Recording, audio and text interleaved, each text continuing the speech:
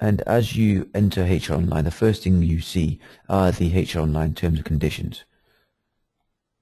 So I won't go through all these right now. You can look at these in your own time. All I need to do at the moment is just press accept, and it takes me into HR Online. Now, we will just go through the navigation at the bottom of the screen before we continue with the main bulk of things. So the terms and conditions that we just gone through and accepted are always held for your review at the bottom of the screen under the terms of service. So you can come here at any time and review these at your free will. Next to that, we have the HR Online data protection policy. This covers and details both us as the hosts and yourselves as employers holding your employees' data. So that's quite comprehensive, and again, you can look through that as and when you need to. Next to the data protection policy are the HR Online release notes. Now, as a newcomer to HR Online, this is a very good place to start. If you'd like to know what the system can and can't do for you, exactly what we're working on at the moment, we work on an agile manner of software development for those of you that know things about software development. And what this means is we work in fortnightly sprints of development. So every 2 weeks we do another update to the site. This includes any fixes to any bugs and the introductions of new features. So we are continuously improving HR Online. Okay, welcome to those of you that have just joined us at the moment. You haven't missed much. We've just come in to HR Online, accepted the terms and conditions, and I've just talked all of our attendees through the 3 tabs at the bottom there. Okay, so moving from there back up towards the very top, you will see there is a global advice activity counter. This is an idea that we saw on PayPal and thought it's quite a good idea to actually show you this. So for us, it represents the interactions that our very busy advice department have, be that in the format of emails, telephone conversations, on a daily basis, gets reset at midnight and continues throughout the day. Okay, so when you first log into HR Online, what it will do is it will take you into this particular area. So this is under the configuration settings, it will take you to the company defaults. So let's just work through a few of the things on here first of all. So it will show you the address. This address for mine is just an example purpose address. For yourselves, it will contain your own company address, which will be taken from your contract that you signed with Peninsula.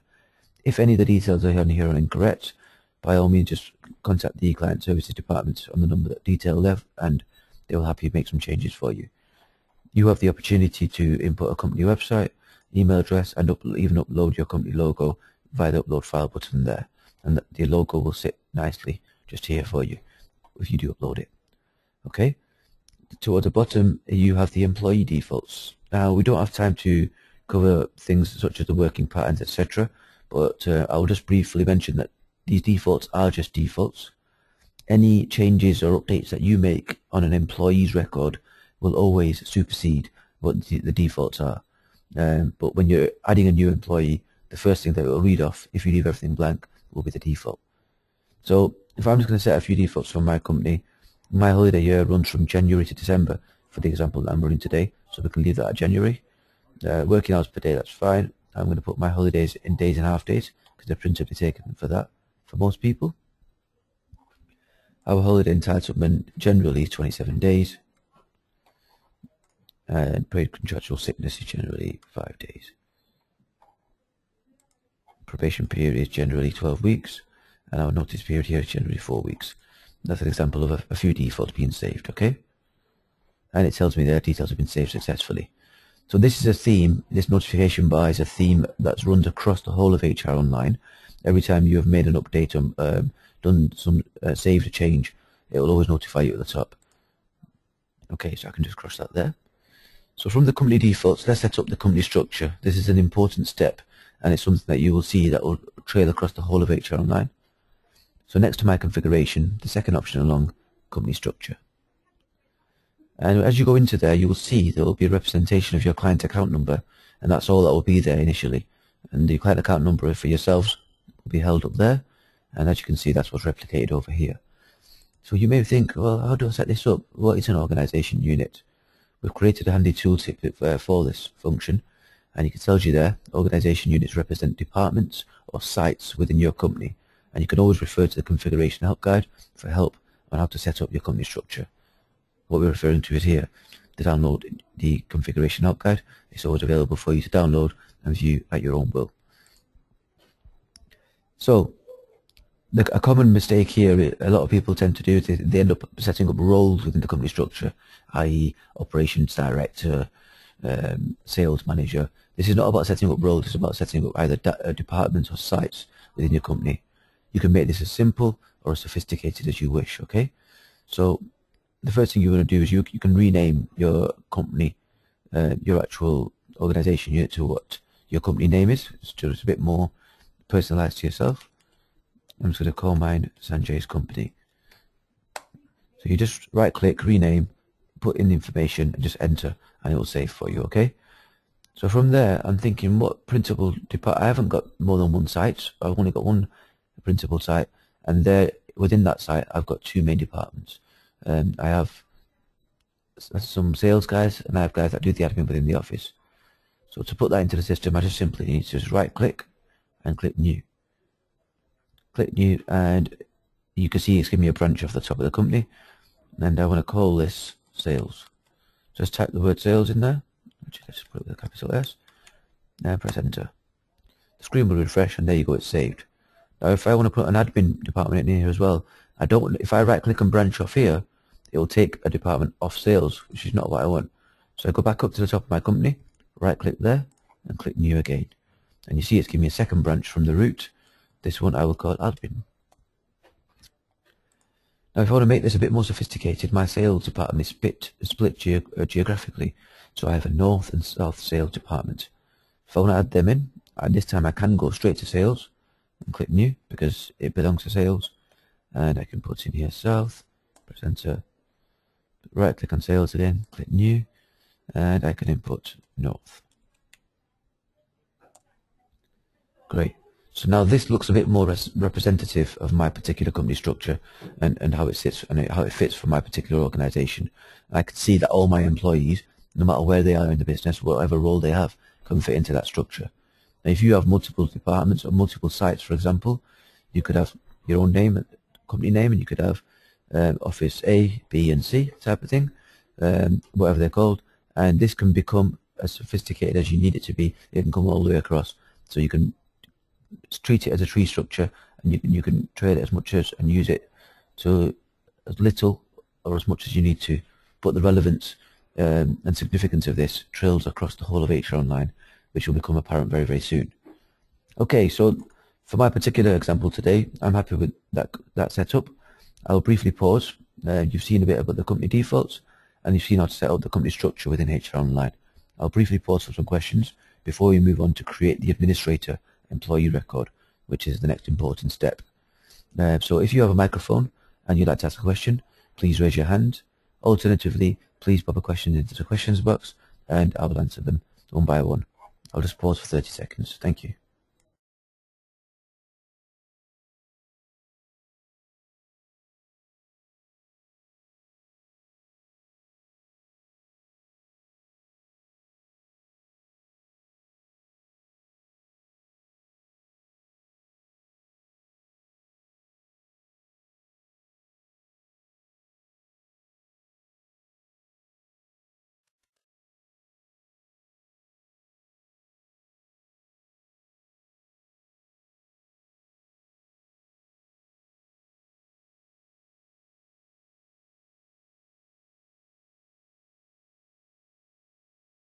Okay, so it doesn't look like we have any questions at this stage, so that's great. Let's move on to the next phase.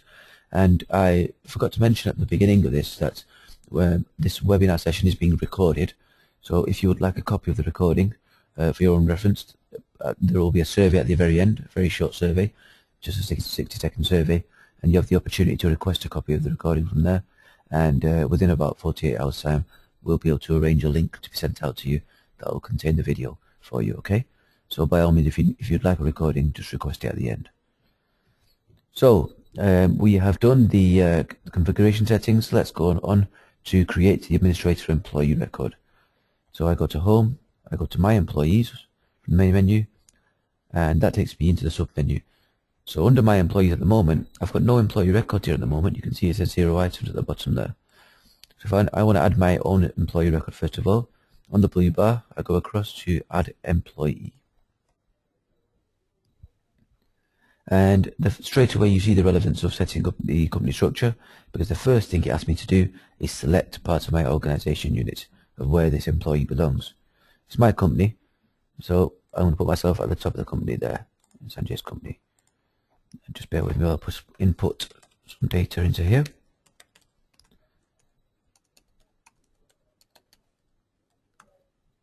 It's not my real date of birth, but it'll suffice for the example, in case you're wondering.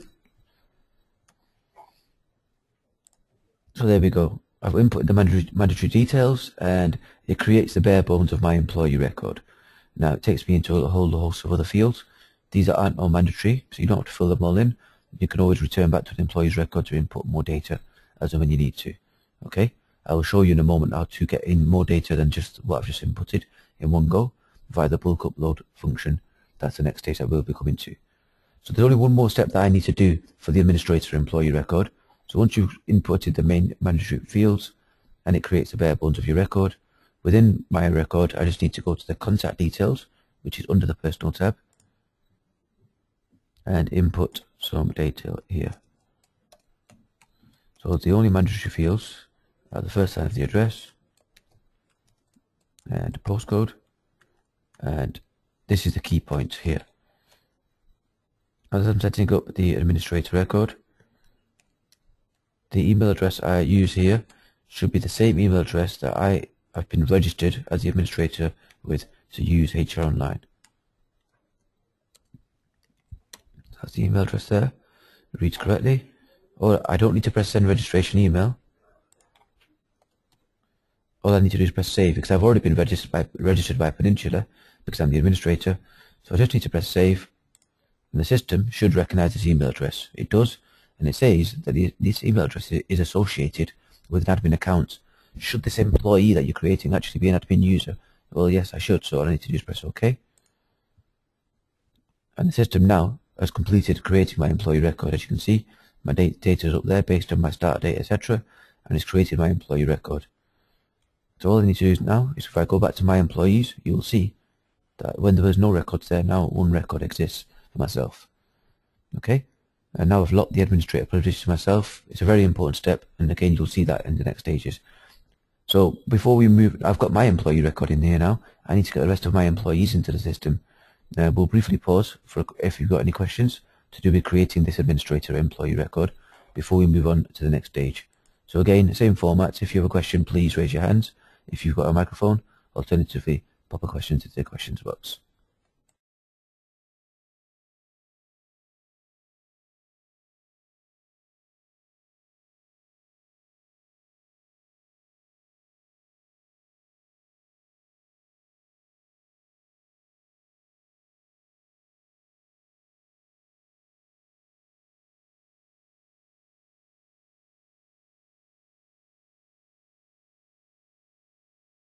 Okay, so one of our attendee asks in the question, should we send the reg email for the others?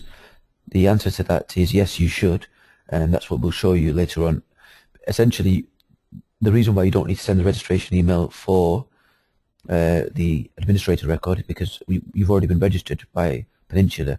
So it's an email address that's already registered. That's how you've got into the system. All you need to do is save it to tie the two things together. For everybody else, you'll need to send the registration email if you want them to be registered to use the system as users. If you want them just to be data employee records held in the system, and you want it to be managed by just one administrator or a certain number of managers, then you could only register your managers, for example. If you have had your data uploaded and your data has been imported, for example, from our old system, business-wise, if you had a data migration done, or you requested for it to be done, then you don't need to worry about the next step, which is importing or uploading all your employees in one go. Okay. We have another question that says, my employee records were all supposed to be uploaded. I am unable to view it. Would somebody do this? Well, Rebecca, yeah, that's the answer to the question. We will import any data from BusinessWise upon request after after the client has attended the Getting Started webinar, because we feel that will be the best way and give you the foundation to get started with HR Online correctly. Okay.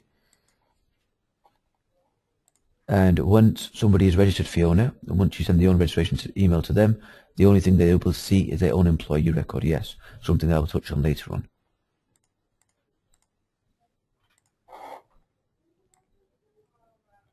Okay, so it doesn't seem that we have any other questions at this stage. So let's move on to adding the rest of my employees. So you could, when adding the rest of your employees, if you're not having your data migrated from our old system, do the same as what I've just done now. My employees. Let's go and refresh and go to add employee, and one by one you could add them in. So if you've only got 4 or 5 employees, it could be the easier way to do it. If you've got more employees and you want to do it in one go, or if you haven't got all the information to hand in one go, then you can download our Excel template. So that's done from the bulk upload employees function, and underneath there you go, you can see our Excel template. So just for an example, I will download it for you to show you the fields within it. Let's enable editing, and there you have it. So you can see it starts off with payroll reference and details here, and it goes on. There's a whole host of information, all the different columns that drop into HR Online, all available as you can see there. The mandatory fields that you need to fill out when completing this spreadsheet are the ones that are highlighted in yellow. They're the ones that must be filled out. Everything else is, if it's a bonus, if you have it, input it and put it in one go. The key point of it is that for any data that you don't have for an employee, for example, if you don't have what county they live in, you don't know what the town, just leave it blank. You don't need to put any data in there. The system will take it and just class it as blank. But you must input the data for the mandatory fields. And the other key point is the data that you input must abide by the example that's provided for you in row 2. What I mean by that is the postcode, for example, should sit in this type of manner. Letters, a space, and then the rest. Email address obviously should have an @ sign and should sit in that way. Date of births should read in this particular manner, 30th of March 1970, so with the forward slashes in between. Same goes for the start date. These 3 columns should read exactly as they are doing in the example. So holidays in days or hours, physically just put the word days or hours in there. The holiday entitlement for the year, annually, just put a figure in there, and hours per week, again, it's just a figure. Okay, so let's just close this down in a little bit of Blue Peter fashion. Here's one I prepared earlier for you. So let me just show you that before I upload it. So within my own drive, if you pretend this was yourself, you downloaded the spreadsheet and you've been working on it for a while and you've created some data. So this is my spreadsheet that I've created for my employees. So you can see I've got a payroll reference for everybody. I've got title, full name, surname. Some people's known as. I've only got one person's known as. And there we go. So for those people that have no data, for example, address lines 1 and 2, and 2 and 3, look, I've just left it blank. For those that I do have, I've inputted. The postcodes all abide by the format that we requested. So does the email addresses that I have. Those that I don't have, I've left blank. Remember, you can always return to an employee's record to add more data. But if you have as much data as you have here, it's great, input it. Notice the date of birth, again, abide by the ruling. Now, org unit, this is a useful column to fill out. So if you have already set up your company structure, like I've showed you, I've set mine up, and then thereafter you go into set up your to do your bulk upload. You can actually, as long as you spell the organization unit exactly the same as you spelt it within HR Online, the system will recognize it when it does the input, and it should put the relevant individual straight into the relevant organization unit within HR Online. Okay, so we will use this one for an example. Remember, this chap is in admin. So if I went back here, remember he's in admin as an org unit. His name is Oliver Stock. So we will remember when we do the import in a moment that does he sit straight within the admin area that I've set up in HR Online. If you misspell it, what the system will do is they will create an extra org unit on your company structure based on the detail put here. But it may well not necessarily look and sit where you want it to sit. So it's a good idea always to do your company structure first before taking this step. Okay? So we've inputted the data that we need. Let's import it. As you notice there, holidays and days are hours. They've just been days. Excuse me, that was me. And you can see one person in hours. And we've got a holiday entitlement, and we've got some hours per week for everybody. So you remember I told you about the defaults in the company defaults and employee defaults. Defaults are just defaults. Anything that you input for an employee's record will always supersede the default. So if I'd left a particular field blank for this guy here, these two guys here, when they get imported, they will go and read off the default. The default is 27, so they'll get 27. But because I've put different things here, the data on here will always supersede the default. So let's come out of there, close the Excel spreadsheet down when you finish working it, and say for example you'd log back into HR Online, you'd gone to My Employees, gone to Bulk Upload Employees, and you press Select. Simply press Select and you locate the file within your computer. So I locate mine, there it is, and all I've got to do is just click to import it. The system recognizes it almost straight away, puts it here, then all that I need to do is just click Upload My Employees. And within a matter of a few seconds it told me it successfully imported 16 employees. If you have any errors on your spreadsheet, the system will tell you that we actually imported 14 successfully, 2 of them had a problem, this was a problem, go back and review it, and it will create you a separate subset of spreadsheet for any errors that you've put on there. But if you can get it right first time and it'll keep it simple, that's the best advice I can give you. Okay, so now it tells me that it's imported them. The easiest way for me to see if it's done what it should have done, if I go back to My Employees, you remember there was only one record there before, just my record. Now I've got 1 plus the 16 I've just imported, so you can see the total as now it's gone 17 items.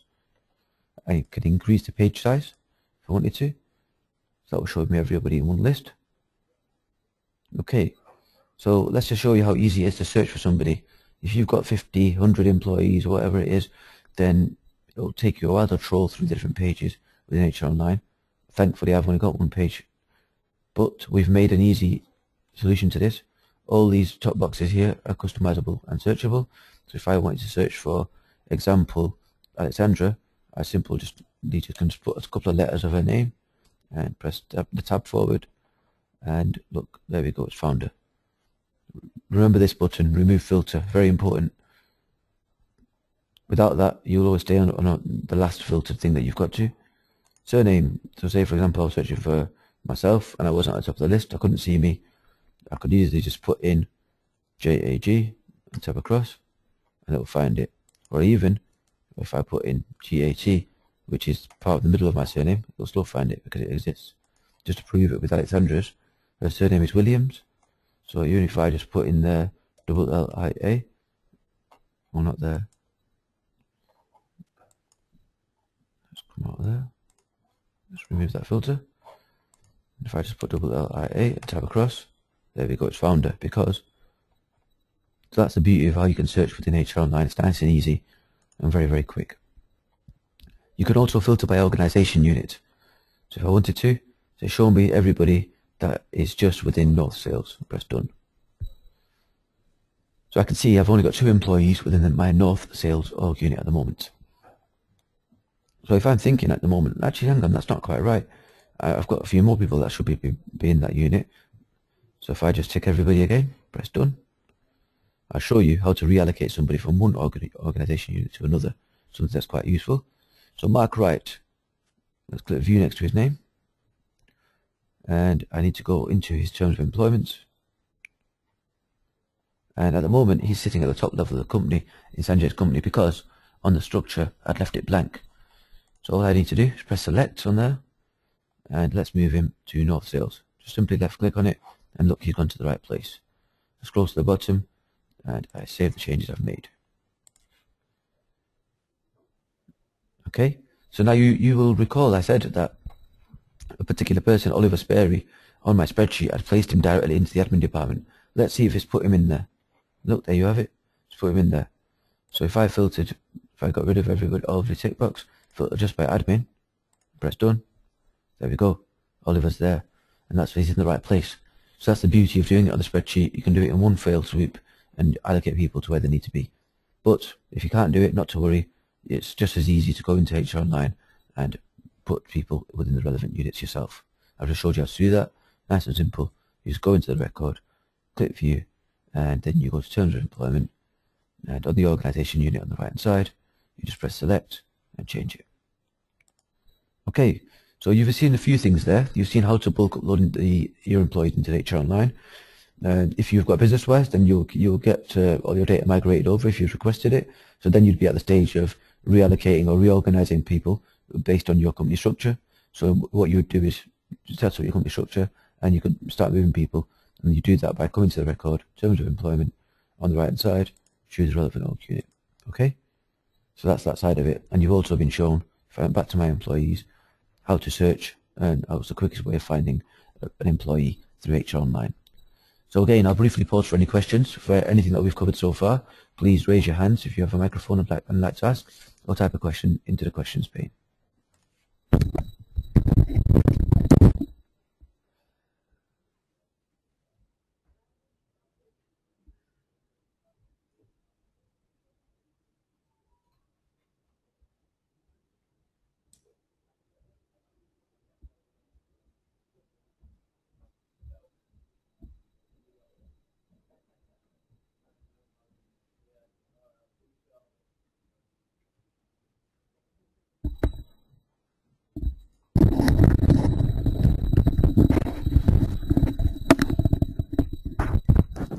Okay, so we've had a hand raised.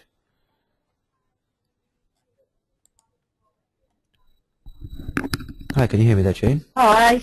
It was just a question. Is it possible to use the spreadsheet to upload employee data, and also migrate absence data from the business-wise? Can you do a combination of the two? Because there is quite a lot of data missing from some of the employee records on business-wise. So the spreadsheet can be used to migrate all the personal data for the employees that we've got. That you can bulk upload data in there, but the data in business-wise is totally separate. It's a separate system, and we run scripts in the background to import any absences that are existing in business-wise over and convert them into HR Online for you. So they're two separate entities. Okay, so you could do a combination of the two if you've got some data missing, yeah. Yeah, so if we can do a combination of two, we can run the conversion for you, and then if you still got employees that are missing things, or if you want to input some data, then you can still do that. But what you can't do is, if say you run the input and there's already data that is this, for example, for my name, and then you can't. If what you're asking me is, can I then do a bulk upload for Sanjay again? Then no, because the record already exists for Sanjay. You need to input it yourself on the employee's record then. Okay, so it's not possible. Yeah, so you can't, if the record already exists in the system, then you can't upload for the same record again. Okay? Could you bulk upload first and then migrate the absence data? Or there's no way of combining the two? No, I don't think you can combine them that way, because even if you do the upload first, the system will still recognize that the data exists for this same employee. Either that, or you'll get duplicate records for the same employee coming in. Okay. All right. Thank you. Do we have any other questions before we move on?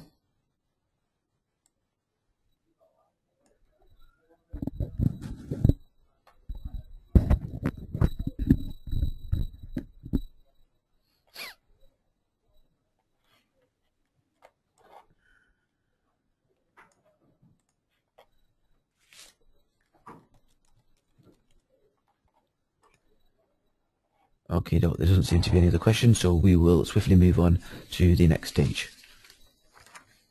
Okay, so now we've got the data for our employees into the system, and we've allocated them to the relevant areas of the business. Let's swiftly move on to putting in some holidays and looking at the planner function within HR Online. So, the planner is a useful tab and a useful shortcut that we've placed on the right hand side within almost every area, every section of HR Online. So you can see it from here, from the My Employees view. If I went to My Reports, for example, there we go, you can see the planner. If I went to My Services, you can see the planner. So it is accessible from almost anywhere within HR Online, okay? Very, very useful tool. If we click on the word planner, it takes me to where the planner's home is within HR Online. I'll show you how to get there from the main route as well, if you wish. So, within the planner section, the first thing it asks you is, again, choose the organization units that you want to view. So for the sake of this example, let's choose everybody, because my company's not that big for now. And it says choose an effective date. The calendar will always show you a 28-day window from the date that you input here. So I'm happy to leave it as today's date. All I need to do is press Update Planner. So within a matter of a few seconds, it whizzes around and it creates a planner for you. At the top, you can see a key for all the different absence types and all the different colors that we've coordinated them with for HR Online. Underneath, you can see what represents a full day, a half day, a request date, and an incomplete type of sickness within HR Online. We'll come to these in a minute as well. The very top row will show you your planner, for your own employee record as the administrator. Underneath that, you can see everybody split by department within the organization unit, so I can see everybody and where they are and where they sit. Okay. So let's, before we put in some holidays, put in the basics for company-wide and mandatory holidays into HR Online. So company-wide holidays are what we class as bank holidays for within HR Online. So under the same area of where the planner is held, you can see company-wide holidays is here. If you're doing it without going to the planner, then you would just, I'll show you how to get there.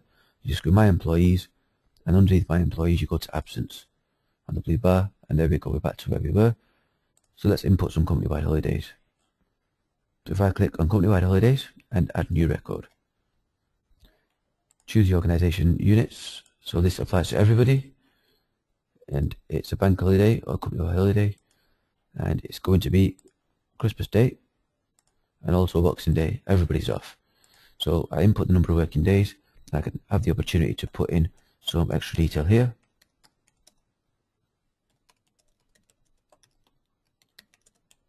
Christmas Day and Boxing Day, and just press submit. And the transaction now will be trailed over and sit across every employee record within the system that I have chosen, that sits within the org units that I have chosen. The organization unit I've chosen, if you remember, of course, caters for everybody. So this particular bank holiday should be now reflected on every employee's record and also, of course, visible on the planner. So let's input another one. Instead of putting a company-wide holiday this time, let's input a mandatory holiday. The difference between them is company-wide holidays do not decrement from an individual's holiday entitlement, whereas mandatory holidays do decrement. So an example of a mandatory holiday may well be, for my particular company, I have sales guys that go out on the road and sell my products. I don't think anybody will want to be disturbed in that Christmas week next week. So I could maybe just create a mandatory holiday that enforces people to be off in that area. So I want it to be not for my admin guys and not for everyone at the top level, but for my north and south sales teams. I want this to apply. Okay, so that's there. And let's input that. And what we're talking about for a date. So everyone's already off on the Tuesday and the Wednesday, but I'm going to say I want the 27th and the 28th, them 2 days, to be mandatory holidays for all my sales guys. Sales, I could just call it sales mandatory holiday. And press submit. That's just an extra bit of detail as a reminder for me.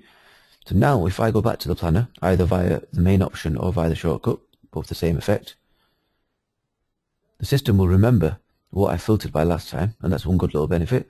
And you can see, whereas it was not populated at all before, you can see the 25th and 26th of December are nicely pre-populated for everybody, all the way down my org unit, whereas the mandatory holidays have been filtered just for my sales north and my sales south team.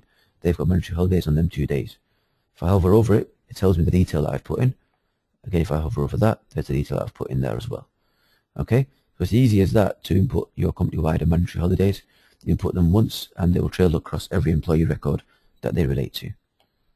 Okay, so now we've seen how to input both company-wide and mandatory holidays.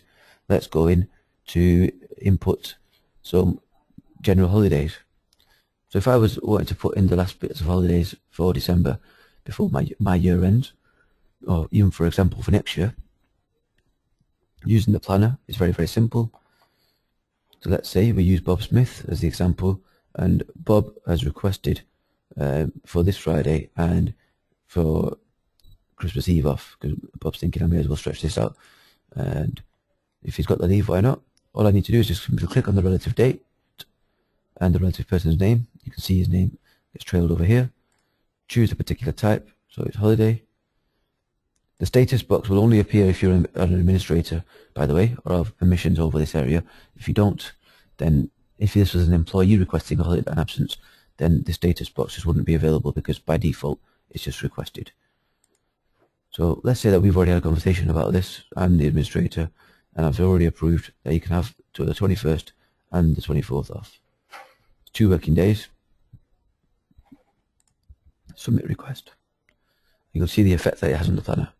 There we go. So now you may well think that actually it's covered all 4 of them, but it's only 2 working days. We can see it there. It's only 2 days that I decremented because the system knows that he does not work Saturday and Sunday based on the pattern that's been inputted for him.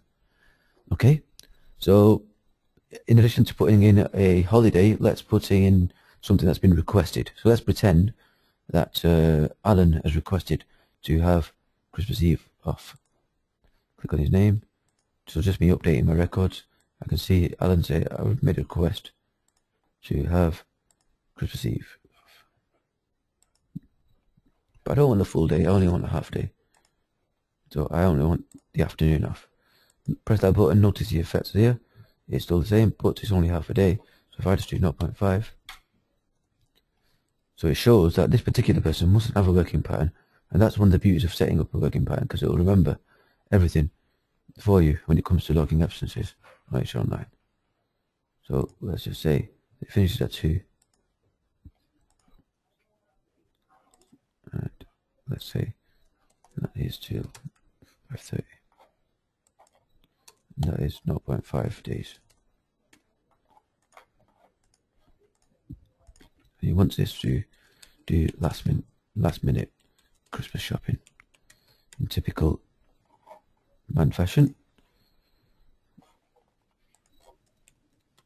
And what the system does is, if this was Alan requesting this absence, it gives him a message saying, please acknowledge this. There's already somebody off within your org unit, within your area, that's off.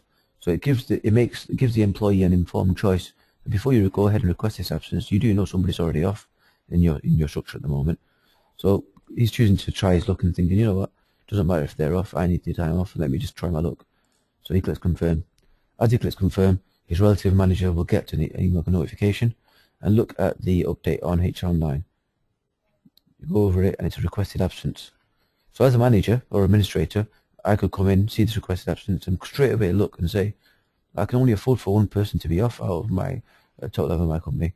And if Bob is already off, I can't really grant this to Alan. So when it comes to making my choice, I just hover over the absence, click on it, and it says, what do you want to do with the action unit? I'm going to have to decline it.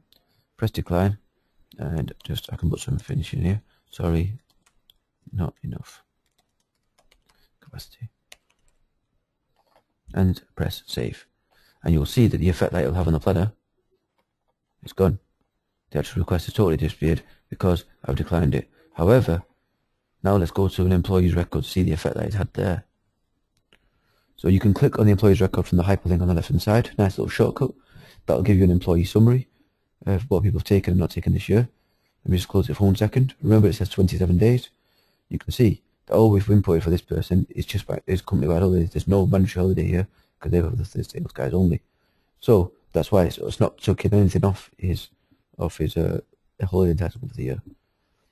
So all we need to do this time is simply cancel bar there and go to the employee record for Alan. And this time I could go to employee. And that takes me straight into the administrator's employee record. Sorry, Alan's employee record. I scroll to the bottom, and there you go. There's the trail of exactly what we've done.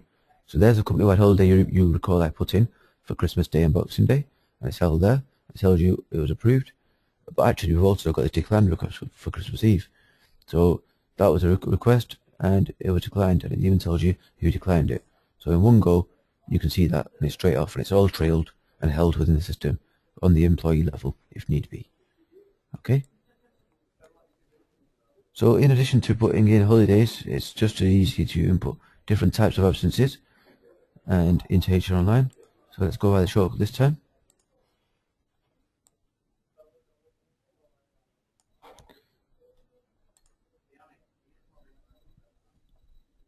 Okay, so we're back here, and let's say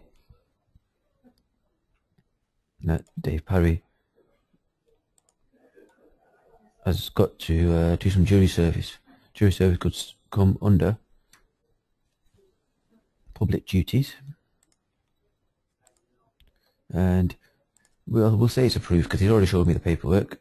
And if I wanted to, I could say that alright, public duties is starting on the 2nd.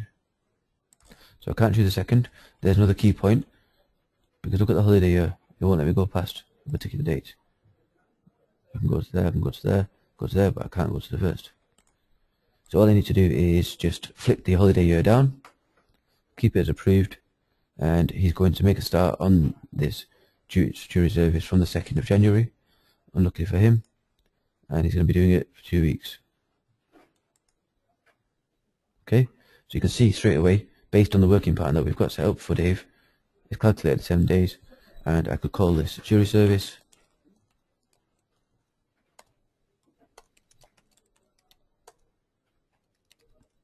And if I had the letter, I could scan it and upload it onto this document straight onto hronline. As I haven't got it, let's just submit the request, and you'll see the necessary effect that it's had on the planner. And there we go. You can see that this is all highlighted out nicely for him. Put general absence. It tells you there it's public duties that he's got for 10 days.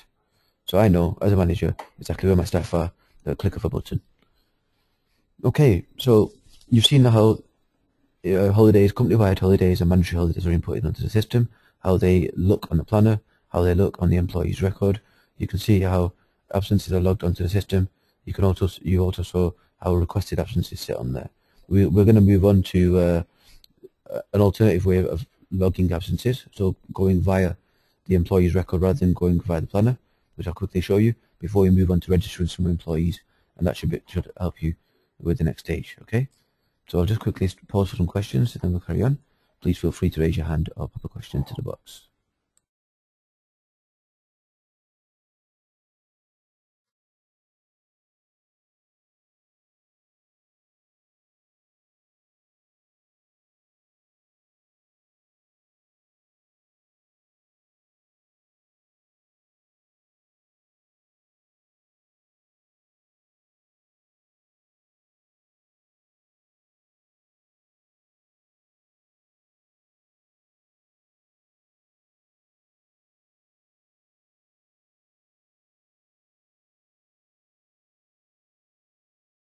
Okay, so we've had a few questions. They're around the same thing, which I will be coming to very soon. And the question is, does the administrator get an email to say that there's been a request sent to them? Yes. So if things come over in a requested state, so once you've had registered employees that are using hronline, which is what we're going to come to soon, when an employee that's registered uses hronline to request a holiday, the person that they report to or has their holidays approved by, the relevant person will get an email with notification of that, whereby they can log in and come in, for example, to the planner, see the request, and then make the necessary approval or decline from there onwards. So yes, the relevant person that you assign them to report to or have holidays approved by will get a notification email. So I hope that answered both your questions there, Angela and Fiona. Okay, and we will move now to the next stage. So inputting absences in an alternative manner. So instead or in addition to inputting absences on the planner, you can of course input them on an individual employee's record. Easily done. You go to My Employees, list of employee records. Either I can go View or I click Absences. That takes me to a shortcut straight to the Absences tab within the employee's record. Okay, so let's pick on Alison Lloyd. So it gives me a summary of Alison's record straight away. It says for this year, Alison's still got 20 days remaining. Sorry, 18 days remaining, because she's already taken 2 mandatory holidays. If you remember, she's part of the sales guys, so she's got 2 mandatory holidays deducted from her. At the bottom, you can see that both the company-wide and mandatory holidays that we put in for this lady, for Alison, obviously company-wide do not decrement. So how do I request an absence via the employee's record? Nice and simple. Big button at the top right, new holiday or absence request. You can select any sort of type of absence. And we can say, for example purposes, this is also approved. It's already been discussed. And we'll say she went off Monday the 24th up until and Thursday the 27th. So she got a long weekend. Okay? Working days.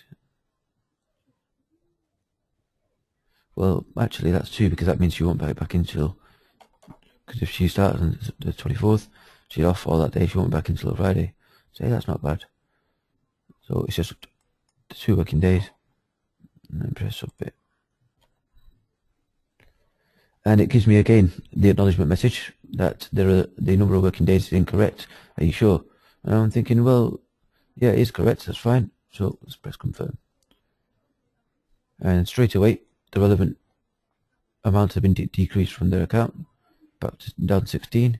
Look at the bottom there.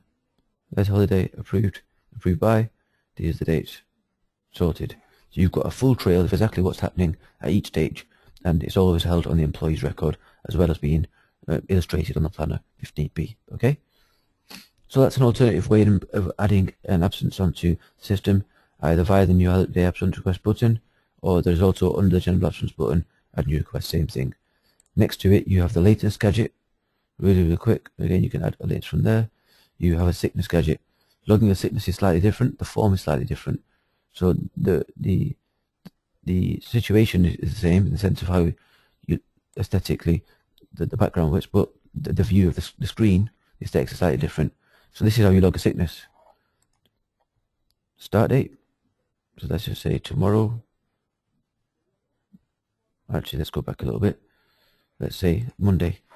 Say Monday was off for Alison, it was a day off. And she had flu. You can say back to it required, self-certed, medical required, etc. And if you wanted to, you can upload a sick note, etc. If you need be, just press update. You press update and there you go.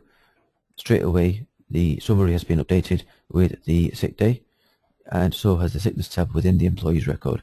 It shows you what sick day she's taken. Again, you can use this as a reporting measurement, etc. if need be. So these are alternative ways of logging absences directly through an employee's record. Alright, so I'll briefly pause for some questions if you have any, before we move on to registering one of these employees and increasing their permissions in the configuration setting. So if you have any questions, again, please raise your hands or ask a question into the questions pane. And straight away we have a couple in, so let me speak to Jane quickly. Hi Jane. Oh, hi there. Could you explain how the Lubank works on that menu, please? Yes, no problem. So the Lubank is a format nice and easy to be used. Let's just go onto it to show you. The Lubank works on the manner of which the individual's holiday entitlement is run. So if they're running days, then the Lubank works in days. If the particular individual has their holiday entitlement in hours, then their entitlement is set in hours. Okay, so the way it works is you simply just need to add some lieu. So say, for example, this particular person has earned a day of lieu for overtime. You can, of course, add more reasons in here if you needed to, and that was done. You could add some dates on, they did OT on they did it this morning and they came in early. They did OT on the 19th of the 12th, 2012. Actually no, because it's a full day that we're giving them. So say yesterday, essentially they've done a day's overtime. We could just put OT and we press save. And what that does is it increases the balance straight to 1. You can see it at the bottom there, and you can see the loop balance has come to 1. So now when this particular individual wants to request some time off in lieu, all they would do is actually they can see on their summary that I have a bank balance of 1 on here. So rather than requesting a day off, I can actually request it as time off in lieu. So what they would do, I'll just show you, as a holiday type, as an absence type, you have an option that says time off in lieu. It'd obviously be in the requested state from the employee, or if it was me as the administrator and I've agreed to have this time off in lieu, I put it as approved, and we'd say that, do you know what, you can have a particular day off for time off in lieu. So you can have tomorrow off as your working day back off in lieu. Notice, I press submit. What's the loop bank balance? Gone to 0. It's done it yourself. The holiday entitlement remains unaffected. So that's how the loop bank balance works. You can add to it, and then the individual, if it's an employee using the system, can request the loop bank to be decremented in that way. But of course, it always needs approval by their relevant manager, their approving manager, if need be. If it's in hours, then you can decrement it there. We are doing some work within this area, so there will eventually be an area whereby an employee can actually request a credit to their loop balance. At the moment, it's under the administrator's control that they add to the loop balance. So whatever they've earned, the administrator or the relevant manager will have to add to it. But what we're looking to do is add it so an employee can actually request, say, actually I've done 2 hours today, can you add that to my balance? And then it goes to the relative manager to approve. The manager approves the amount, and then it gets added to the balance. So we're looking to do some work within that period there. Okay, I hope that answers your question there, Jane. I'm just going to come to, I'll just unmute you quickly there, Jane. Is that okay for you? Oh, yes, thank you. No worries, thank you. Thanks. Okay, so I've got a few more questions here. Let's just read through them. So Fiona asks, so was there a mistake in that holiday request, but the system didn't pick that up? Not sure I follow what you mean there, Fiona. Which holiday request the system didn't pick up? The other question that's come through is saying, if the required box is ticked for medical evidence, so this is where you're talking about sickness. So Rebecca is asking about when logging a sickness within HR Online.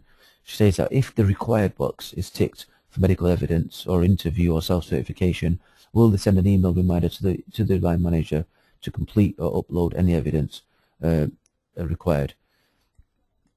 There used to be a notification area within HR Online, Rebecca, and that's what this system was used for. At the moment, the required function, so for example, this particular sickness that we've logged, if it was edited and some of these boxes were ticked, there's no notification that's sent at the moment, and the reason for that is we have My Employee Tasks that caters for that system. So the idea is that you can come in and see what's required for a particular individual, and you can come back to refer to it at any time. So no, we used to send a notification email through it, but now My Employee Tasks is available. It's been replaced with that. So you can still tick that something is requested or something is required. You can refer back to the relevant employees' records and update it after you've done the return to work yourself. We have a question from Imogen Spencer. Imogen asks, what period of time does the Bradford Factor score look at? Is it at the previous 12 months? It's a rolling 12-month period, Imogen, so yes, it's from current day back 12 months. That's exactly what it is, yes. It's not something that we've created, the Bradford Factor, something that was devised by the University of Bradford. Some employers find it a useful measure to be used. That's why it's an optional thing that we place. There's a tick box within the company defaults that you can choose whether to display or not to display the Bradford Factor for your employees. We have a question that's from Gabrielle. Gabrielle asks, can we keep a confidential record of staff lateness that staff cannot see? A confidential record, you can put particular notes within the employee notes section. So within this employees area, there is one tab here that says notes. These are time and date stamped events that you can input on an employee's record, and that's one area that you can log them by all means. Yes, the lateness tab is visible to an employee, but they can only see current date moving forward, so they would not be able to see historic latenesses for them. So in a sense, that is still confidential in that manner when it comes to an employee's record. Okay, Gabrielle. Okay, let's return back to Fiona's question.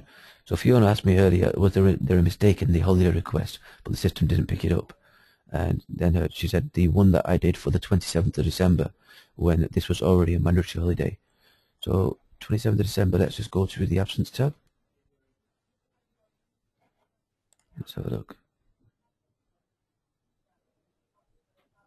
So as you can see, for this particular individual, the mandatory holiday is the 27th till the 28th. It's a 2-day holiday.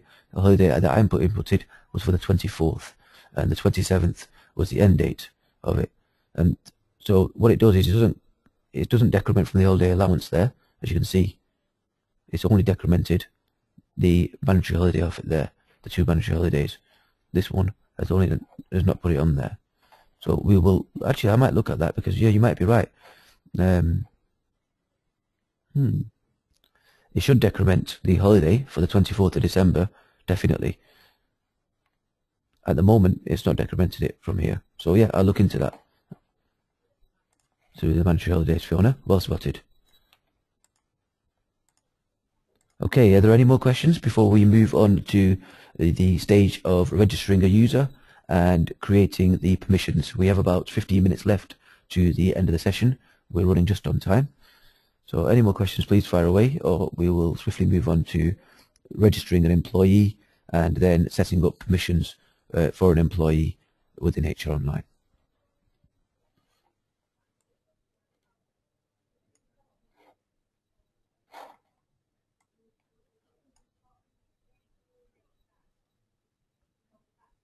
Okay, so there doesn't seem to be, so we will move on to the next stage. So okay, so I'm at a stage now. I've got my employee data in here. I've put in some absences myself as the administrator, but I've got into the stage now. I think I'd like to at least register a few of my managers so they can look after HR Online for their own staff and give them, I can choose what level of permission I want to give them. So the way to do this is quite simple. You go to your list of employees, you choose the relevant person. So let's look at somebody at the top level of my company. Let's look at Bob again. So Bob Smith. I click view next to his name. So Bob's actually one of our directors. Let's pretend he's one of our directors. He needs to, I'm going to, give him the authorization to at least look after unauthorized absences for a subsection of the company. It takes a bit of a weight off my shoulders. So I click view in his record. I go to his terms of employment. And the first thing that needs to happen before you register somebody is that they need to have somebody to report to, because of course once the registration email has been sent to them and they're using the system, if they're requesting absences themselves, say i.e. if Bob's requesting absences, his email notification needs to go to somebody, so he needs to have somebody to report to. And the drop down at the moment, the only person that would exist, and the only time that somebody will be existing here, is if they've been registered themselves and they have the relevant permissions to appear here. As the administrator, I've been registered. My email has been tied together with my own record, and that's why I exist here, because I created my employee record earlier. So I click myself on the drop down. The holidays for him will be approved by me as well. If I leave it blank, it will feed to the top person, but it's the same person as me, that's fine. And I scroll to the bottom and I press save. As soon as I have given Bob somebody to report to, all I need to do is go to the personal tab. Underneath personal, I go to contact details. And within contact details, I just need to send him a registration email now. I've already got all this data in from him from the bulk upload that I did. I just noticed the email address isn't quite right, so let's change this over. So as an example purpose, we will use a domain that we own and say bobsmith@cordwell.co.uk. I press save. First of all, let's say it updates the email address. Remember the banner at the top, and then all I need to do is press send registration email. And the system says to me the registration request has been sent. Brilliant. So now the registration has been sent and the Bob is a pending registration to go into HR Online. I can go and upgrade his permissions if I need to. So Bob's been sent a registration email, and when he clicks on the link, he'll be asked a security question. The security question he'll be asked will be either his postcode or his date of birth, and as long as he inputs the data that matches the stuff that's on his employee record, it will allow him access. If it doesn't, then he needs to refer back to his administrator. That would be myself in this case. So only after you've put reports to in and sent the registration email can you upgrade somebody's permission. So if I go to my configuration now, let's move to upgrade his permission. So if I just quickly show you on user registrations, you can see that I'm a registered user, but there's a pending registration out there now for Bob, so it's on its way to him. It should be sat in his inbox at the moment.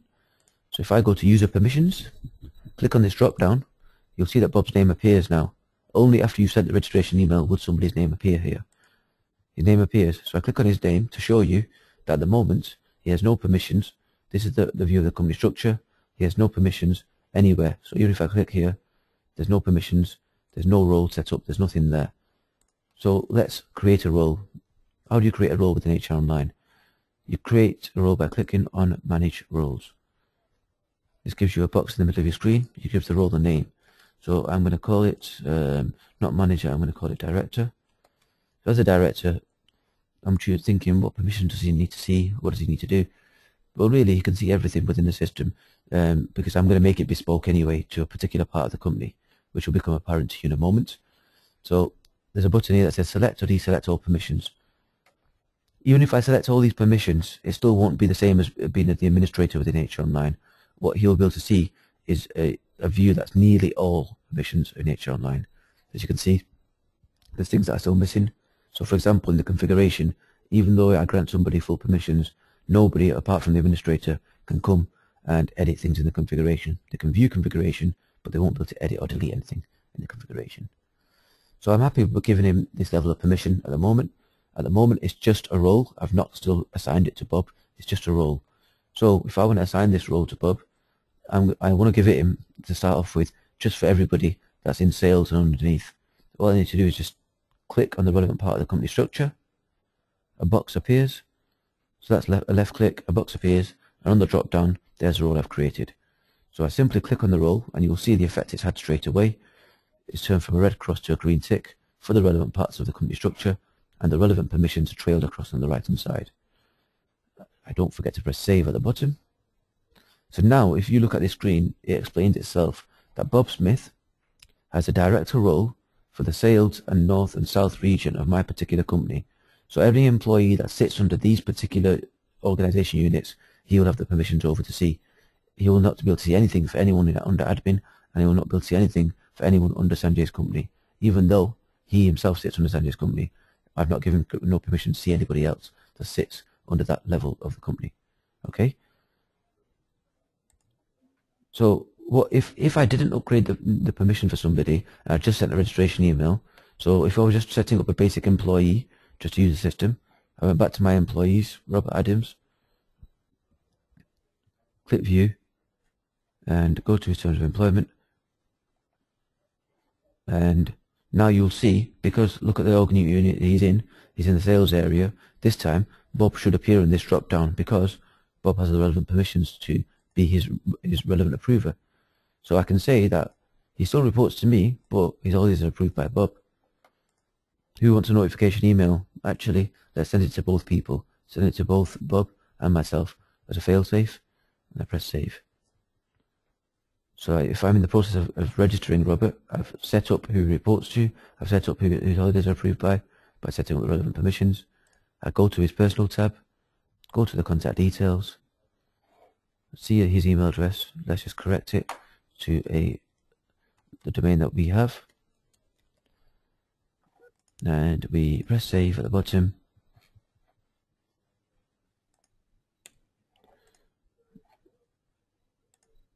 And let's just update that, and we press send registration email. So that's been sent. So now, if, say for example, Robert just has what you wanted to set up a basic employee record, where all that you wanted this person to do is just request absences for themselves and not have access to view anybody else within the system apart from their own record, that's all you need to do. Put a reports to in, send the registration email. You don't need to upgrade any permissions. If you may well be wondering, well, what can they see when they first log in? The best way to show it you is to show you my own employee record. So once I created mine as the administrator, this is the type of view an employee would get if they had no permissions. All they could see is this and the subsequent holiday year, which by default HR Online creates. They won't be able to see these buttons because they can't create any new ones. They see the holiday summary for themselves, which tells them the holiday entitlement, what they've used, what they haven't used, what's been carried over, what sick days they've had, how many days, etc. At the bottom, they can see the tabs to add a new absence request, or they can see the lateness moving forward. They can also view a calendar, which is quite useful, and a planner. The calendar shows a full year for them, And you can see all because there's no data within there. It tells you in one go the full year, and if you wanted it, they can even download it and print it off. And it tells you all they've really got off. It's just the company-wide or mandatory holidays at the moment. But they can also see the planner, which is another little useful tool because it can show them not only the administrator can, because I'm in as them, but it shows them that within my particular company structure, and which she belongs to, well, I belong to, I can see that within my particular company structure, for Sanjay's company, these are all the people that are off and when they're off. The beauty of this is it gives the administrator, or gives the person, an informed choice of when they're requesting an absence. They can see the planner just for their organisation unit. But bear in mind, if I was just an employee doing this, I would only be able to see things moving forward. I couldn't go historically. And that's quite a useful little tool. So if I revert back to manager view for now, of course they couldn't be able to do that as well.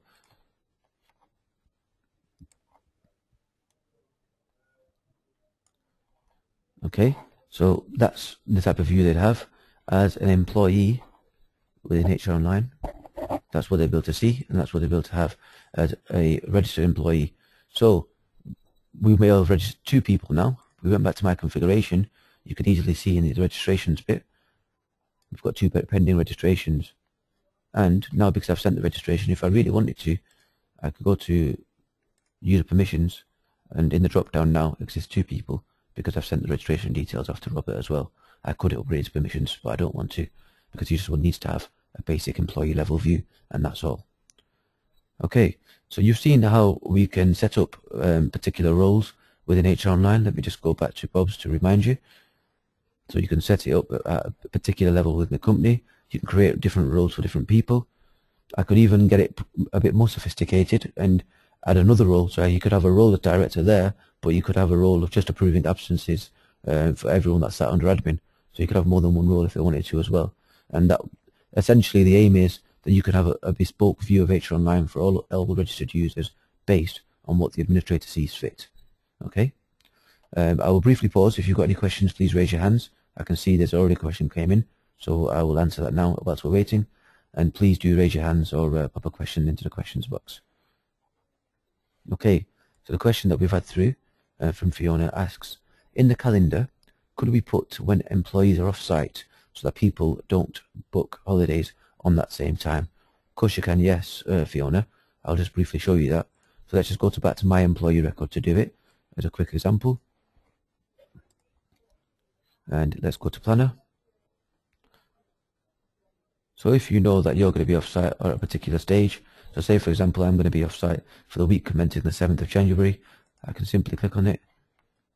And off-site can be used as a number of different things. If you look at the key up here, we have an off-site one. Study leave is normally one. There's time off in lieu. There's trade union activity. There's training. There's unpaid leave. There's working from home. So let's use working from home for example.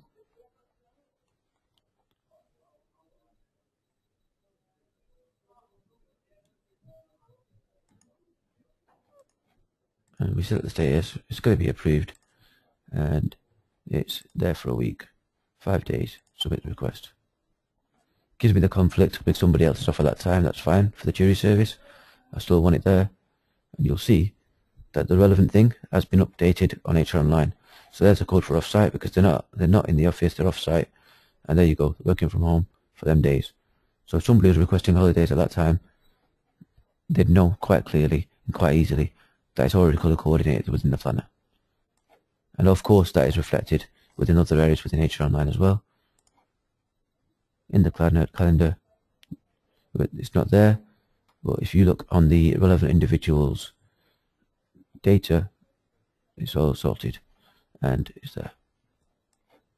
Okay, so I hope that answers your question. So when it comes to the aim of the planner is that you can make an informed choice before they request it. So hopefully as managers or administrators of the system, you're not having to waste your time to approve conflicted absences whereby people can look and say, actually, X and Y are already off on that date, so maybe I should request a different day off because it's already been approved.